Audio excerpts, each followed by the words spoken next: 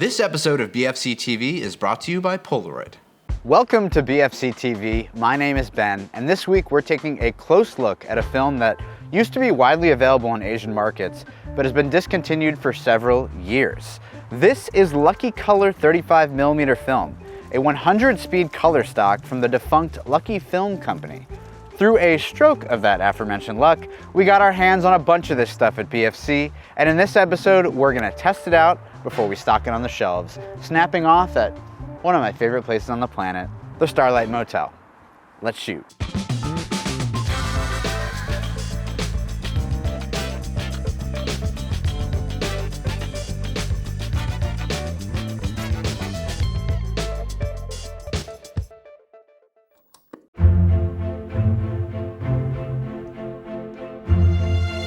Welcome to the Starlight Motel, a magnificent roadside motor lodge that is definitively one of my favorite places on Earth. It is here that we're going to shoot this unusual Luckycolor 100 film and dig into what the story is with this unique color stock. It's important to note before we dive in that this film expired in 2006. This stock is thus highly experimental, with massive blue shifted colors and unexpected effects from the age. There are tones and moods that can be accomplished with this look that you really can't quite get any other way organically. It's like the Polaroid duochrome blue of color negative film at this point, almost reminding me of expired Polaroid 669 pack film in that some red tones do come through and most else goes fully blue. The rule of thumb, and you know thumbs and their rules, is to overexpose expired film by one stop for every 10 years after its expiry date. That is a good baseline to go by, but varies on a case-by-case basis. I overexposed the shots in this video one stop over, though I definitely recommend shooting it at 2 stops over for more shadow detail.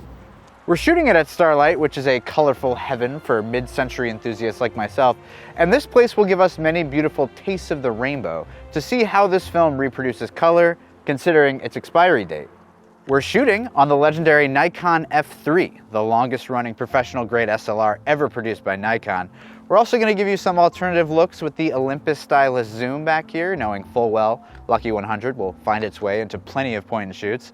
Let's talk a little bit about the backstory of this film.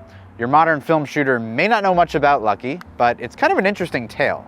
The China Lucky Film Corporation was founded back in 1958 in a time of massive expansion in the photographic materials industry. Cameras had become significantly more affordable, people from all over the world were suddenly capturing everything in their daily lives, and although color slide film had been widely available for around 20 years, the first color negative film stocks were finally hitting the market.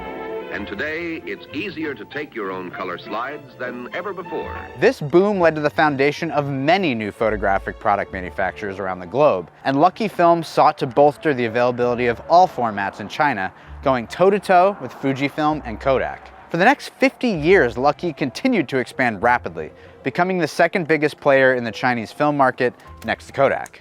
Most of this batch of Lucky 100 we have stocked expired in 2006, which was a particularly interesting time for this company. Kodak had just invested $100 million in a 20-year cooperative deal with Lucky after a bidding war with Fuji, both of which were trying to stake their claim in the second biggest film market in the world. Kodak had recently dropped a cool $1 billion on a deal with the Chinese government to acquire all of China's enterprises in the film industry, except for Lucky.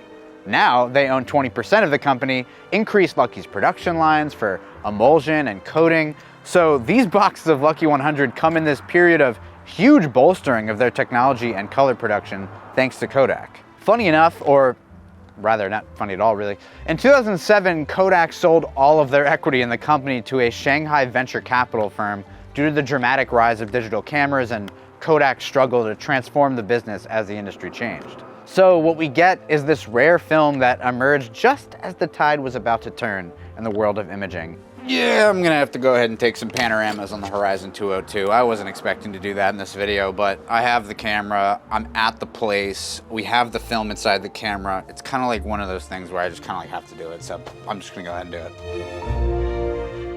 If there's any place to try my luck, it's here at Starlight. I first discovered this beautiful nook of New York while photographing for my Roadside Hudson Valley book. I waltzed up after stumbling upon it on Google Street View while this place was still under major renovation and started snapping Polaroids, as I'm wont to do. A woman approached me to ask what I was doing, which is usually a sign your booty's about to get kicked off the property, but instead, Alex, one of Starlight's new proprietors, actually took a keen interest in my art, and I soon became Starlight's photographer, proudly anointing Room 1 as one of the very first guests prior to their reopening, and coming back many times a year to enjoy the magic of a motel that appears ripped straight out of a Wes Anderson film. My photos are even on the postcards.